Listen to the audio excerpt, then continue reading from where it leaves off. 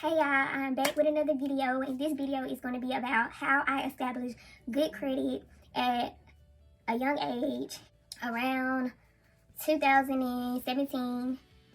In 2015 was when I graduated from high school. So I wasn't really thinking about credit and what it meant or anything like that. I just remember like 2016, I wanted a car. I wanted a new car. I already had a car, but I wanted another car. I started going around to different car lots and stuff, and I just was trying to find a car, and I just like, they're going to give me the car because I got, my down payment or whatever. And it wasn't just that simple, and it really wasn't, like, they'll try to give you stuff, but it don't be, like, the stuff that you want. So, my mom, she didn't have good credit or anything, so it was, like, all the deals for what I wanted, all the deals was kind of, like, they wasn't deals, basically, like, they was just runarounds. 2016 went by. I had like a car, it was like 20 years old, or almost 20 years old.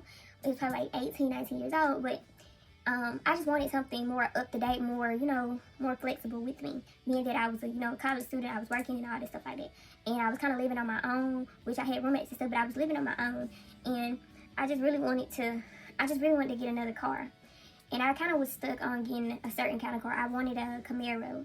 And I was like, I'm determined to get a Camaro. Like, I'm not going to pay, all this money and it don't be a car that I want. I didn't really know much about credit. I just know every time I looked around, they was like, no. They was either telling me no, or I was going to have to get a co-signer, or they was telling me that a car was actually going to be like double the price that it was. So then I just was like, no, I don't want to rush into nothing. And, end up regretting it later. And at first I was kind of mad, but my family kind of broke it down to me, so I kind of understood what was going on at that point. So let's just say it's beginning of 2017. So at the beginning of 2017, I had stopped looking for a car because I was like, it's no way that I'm about to get a car, because I have no credit established. My dad credit is not good. My mom credit is not good. So I was like, I'll just wait till I get some money and I get in a position to get, a car or whatever. So, mind you, I'm still ignoring the fact about, okay, get your credit right. So, I would say, I went on Credit Karma to see what my actual credit score was, which Credit Karma don't give you your actual credit score, but it gave me, like, an idea of where my credit was. And I had discovered then, like, I had 500 and something.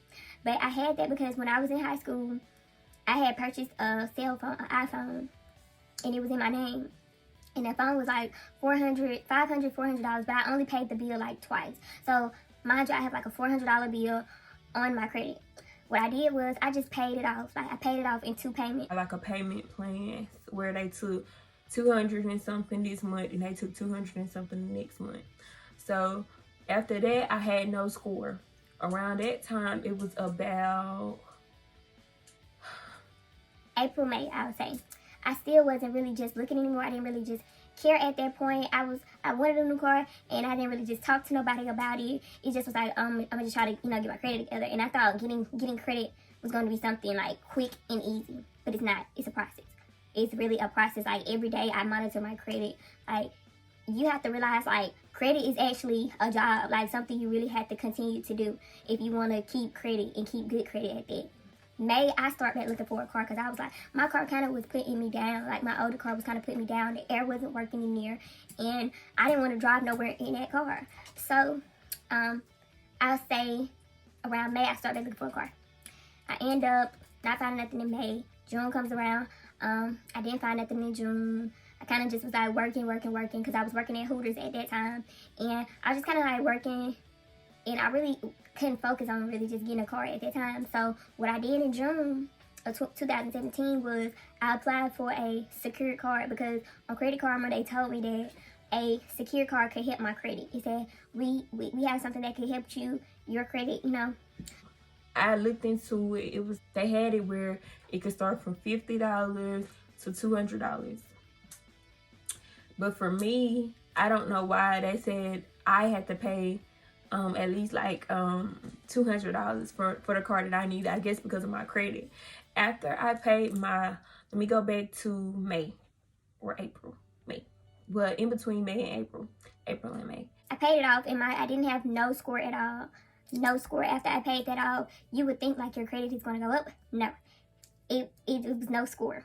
So back to June, I got the card in like a week. I I had to spend $200 for the secured credit card. And what a secured credit card, in my opinion, is, it's a credit card. You send them the money, if it's $50, $100, or whatever you send them, that's the amount of credit you will have on your card. So I got one for $200. I sent them $200, and they sent me a credit card for $200. Mind you, you cannot spend the whole $200 when they give it to you. It's kind of like you're kind of like saving your $200 and spending it out. Like, it's still your money though. But what I did was, I didn't really use the card in the beginning. I ended up getting that card, and then I got a Victoria's Secret card around August of that year. So I had to start back looking for a card because they was like, no credit is better than credit. And so I was like, I don't have any credit now. I went all the way to Georgia, and I had got, it was a 2015 Camaro. Well, they told me that I was approved for it over the phone. Like, I had sent them all my information and everything. They told me that all I had to do was come up there, sign some paperwork, get the car, and leave. When I got there, I found out the car was like a stick, and then it was like so much of a catastrophe behind getting that car. And then they kind of told me like my payments was going to be like $500, almost $600. Like, it was just, everything was just kind of like, it was a bit much. So I really didn't know how to drive, but I was like, I really don't want to drive a stick either. So I didn't get the car. I had stopped looking after then because I kind of got real discouraged after I went all the way to Atlanta and didn't get the car that I wanted and I thought I was going to get. So I had stopped looking. So one day I was on Facebook and an ad had popped up, and it was like, this car is near you in Alabama or whatever. And it was like 1 hour away, and I was like, I'm gonna just go and look at it. It was like, are you looking to buy? I was like, well, I don't know. I was like, I don't have credit and this and that. And they basically kind of told me the same thing, like, you probably gonna need a cosigner since you don't have any credit, but you're gonna have to put something down or whatever. And I was like, that's fine. I could put I put $2,500 cash down on my car. And so I end up calling my cousin, because I had started talking to my cousin about cars and like the mileage and stuff like that. Because mind you, I'm a girl, I'm young, I don't really know about cars, I don't know about credit, I don't know about none of that stuff like that. So I end up calling him. He told me like it sounded like a good deal or whatever. Do you think, he was asking me, do I think I can afford it or whatever? So I end up getting a cosigner, somebody to cosign for me, because my payment on that car is the Camaro that I have right now. It was only $200 and something. I'm just gonna tell you that's my car note for my Camaro. Car note, it wasn't that much. I was like, that's kind of great right there to me. Like, that's not even bad. Like, that's way cheaper than what I expected. I just knew I was gonna be paying about $400. So I didn't even make the 300 mark. So I had a cosigner. I end up, but it was, my name was first. That's one thing that you have to do when you're getting a car also, like, and you have a cosigner and you're trying to build your credit. Make sure your name is first. Like, make sure your name is the first name. I ended up getting a car. It took about 20 minutes and it was mine. Everything on my car. So that's how I got my first account, and that would be considered as a credit account. At that point in time, all I had on my credit was that car. That was in July. So now we're going to August, the next month. I had started working in a salon that summer. I think in July I had started working at a salon. I was, just talking to the girls in the salon one day, and I was like, what y'all do to like boost y'all credit or whatever? Some people was like, well, furniture, this and that. And this girl told me she had a Victoria's Secret card, and it was like, she was like, it's the easiest way that her credit is like just going up. So I was like, and she was like, that's all she had on her credit. And so what I did was I went and I got a Victoria's Secret card. Mind you, I'm one of those girls that don't shop at Victoria's Secret like that. Like, I only bought one thing with that credit card. Mind you, I got it in August. I got approved for it in August. And the only thing I think I bought a jacket, and it was like $40. because I never, shop in there. So I started realizing like, hey, I never use this. And so I tried to get something else with my credit, and I can't think of what it was. No, I thought like having less accounts made it, better for my credit or whatever. And I had ended up paying a little $40 back like soon as I had spent it. Like probably like a week later, I had just put it back on there. And the balance just was sitting at what it was, so it wasn't helping my credit. And if I had known, I would have kept getting stuff and just paying it off. And because I didn't know, I closed the account because I was like, I don't go to Victoria's Secret all the time. So I'm not really spending this money on anything. And I just closed the account because I didn't know. Big mistake. My credit went down. Credit was at a 6 then. It went down to a 5. And I was like, dang, like, me closing that account, like, that really hurt my credit. And it still shows up as closed. Like, to this day, it's still, like, on my credit. Like, I did something bad or something. And I end up paying it off and closing it. Like, so that's what really ticked me off, because I'm like, why is it like this? I just really didn't mess with my credit like that no more. All I was doing was just paying my car note, and my credit was going up just from me paying my car note. So I'll say for this is for months. 2018 hits. I gotta start using my credit card because I had ended up seeing a YouTube video, and it was like, if you're not using your credit card, it's not gonna help your credit. So what I started doing was I started shopping on, I was already spending my money on clothes like Fashion Nova, different places. I'm using my credit card to do this. My balance was only $200, so I couldn't spend no big amount of money anyway.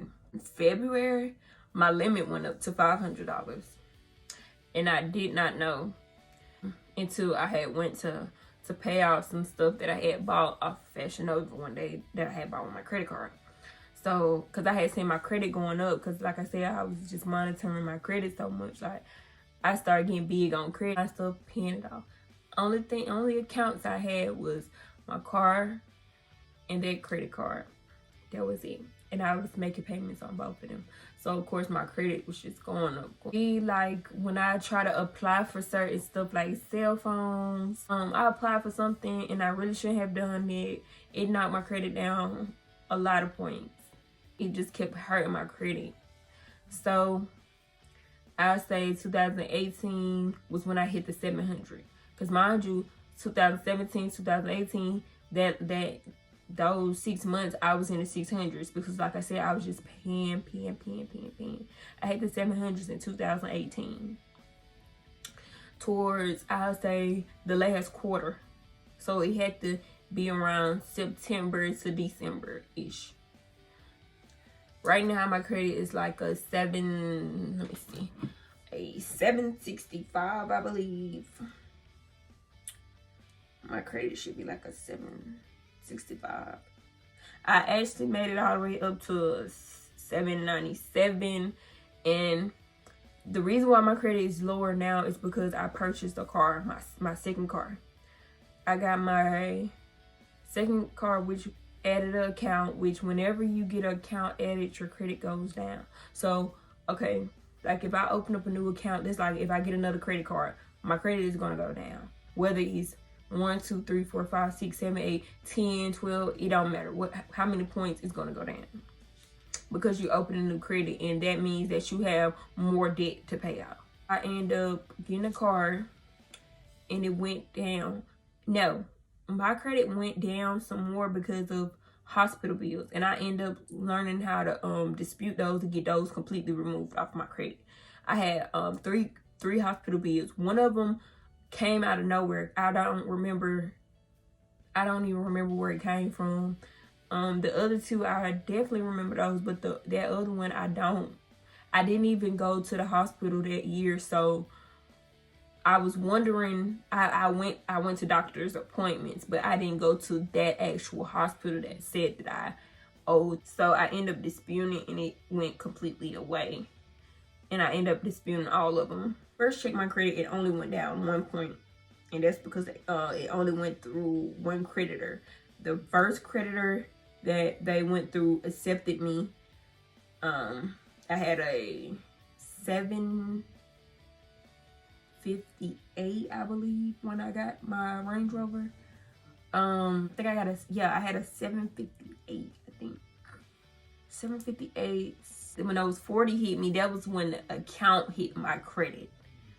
And they came back though. Like, I could say after your payments, they come back. Like, whenever you make payments, they come back at so many. I personally don't think it works like that. When I find out how it works, I will really let y'all know, because it's different. Like, it be months where I never see my credit move. Like, it's literally the same score.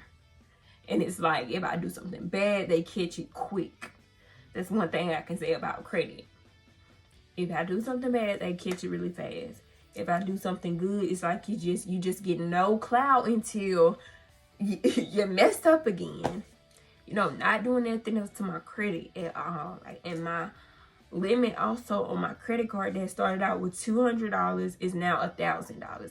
And not only that, after a year of having that credit card, they sent me an extra $200 check cash, and that was just for keeping my credit card up to date and up to par for at least a whole year. So they're gonna send you whatever you send them, they're gonna send that back to you in a check form. If you stay, you know, doing what you're supposed to do, which is stay paying on it and doing stuff like that for a whole year. So you can look for that $200 to come back to you. Now, today is April 11th and it is 2020. My credit score right now is I don't know why Credit Karma won't let me log in, but according to Credit Karma, my credit score is it's supposed to be a 740, I believe. And I want a better score than that, because I've been at almost 800 before. Since my credit card's a lot more, I buy like groceries with them, get gas with them, and I just kind of like pay it off like early, or I just be paying on it whenever I think about it. Like, I'm probably about to go put some more money on my credit card because I'm thinking about it. Make sure you're not messing up your credit. Like, a lot of people, I know the people that I grew up around, never ever ever, I couldn't say we talked about everything in life except credit. I don't ever remember a credit conversation in my household growing up as a child. If it was a conversation, it was just such and such got this in somebody's name. Other than that, I didn't know nothing about credit. Everything I learned about my credit, I learned that on my own. But everybody's journey is different when it comes to building a perfect credit score or a good credit score. I feel like if you're not at a 700, to be honest, you shouldn't be trying to you shouldn't really get anything, because the interest rate is too high. Yes, 600 can get you in the door, but the interest rate is still high, and it's really not fair to you. And then I feel like a lot of companies, especially like cars, realtors, housing companies, they will just like, and people be so eager to get stuff to the point where they will just get you something to get by just to say you have it. Like, let's just say what you really want is a Mercedes-Benz and you have a 600 credit score. Yes, that's good. Yes, it can get you a Benz, but you would have to put something down. You would have to put something down. With excellent credit score, good credit score, you don't have to put nothing down. And let's just say you want a Benz or whatever. And 9 times out of 10, they're not going to want to give it to you. If they do, you're going to have to put some down. And your car note is going to be so much to the point where it just doesn't make sense to do that. But I mean, hey, if you have the cash, then do it. But of course, we don't want to spend more of our cash to do that stuff. We want to keep most of our cash in our pockets. And that's what it's all about. Keeping more income and keeping more money for ourselves and not for bills. So you just want to wait till you got a better score. Don't try to be in a rush, because that's what everybody's doing. You just want to wait. But I don't have A1 credit. I don't want to get a car. I wouldn't want to go and purchase a car. Most people want credit for cars. How you going to do that for not only you, but for your family, for those to come, your children, your grandkids, and stuff like that. Like, because if my parents had had good credit, then I wouldn't have went through what I went through at first. I wouldn't have had to go through being sad about a car and not being able to be approved for a car, because I would have that. So I don't want my kids, when, you know, I'm older, to go through, you know, not being able to get what they want because of my credit wasn't good or anything like that, because they're going to be able to say, hey, my mom got good credit and she can co-sign for me. So, you know, you just want to make sure you can do that. I didn't have no repossessions on my credit ever.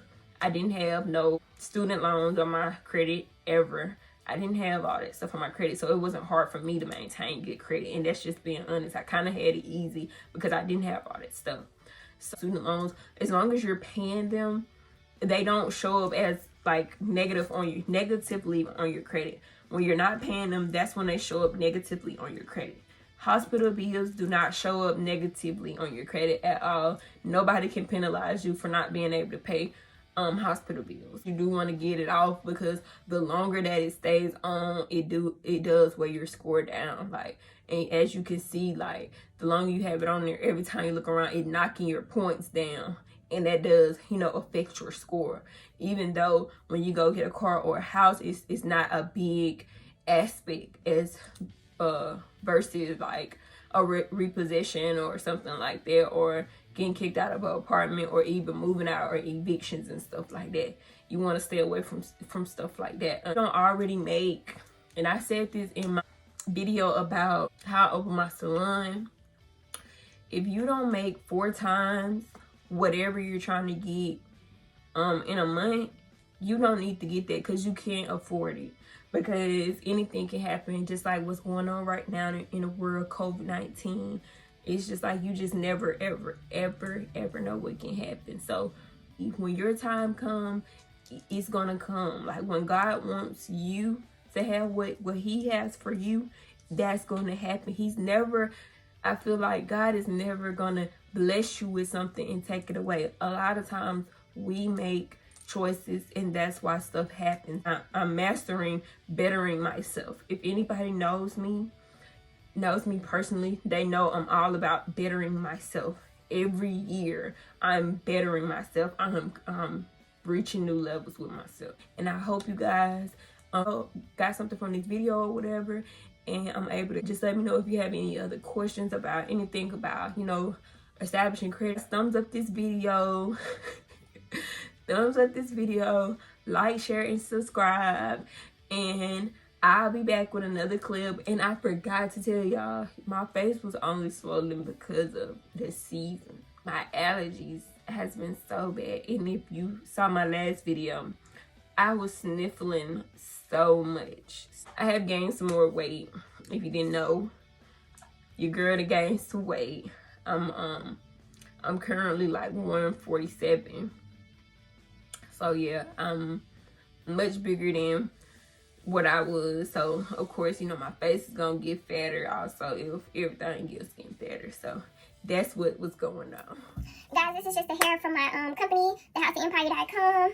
This is the same wig that I applied last week. Well, earlier this week, which is the I have 3 bundles in a HD frontal. I've had this wig for it's a year now. So yeah, this is what it's all about. You know, still good quality, great quality hair, as you can see. Great quality hair. But yeah, great quality hair. Hair has a lot of volume, you guys. Like, that's one thing I love about this hair. It has a lot of body and volume. I don't have any oils on it. That's just that natural shine that it gives. And yes, this hair is hot, honey.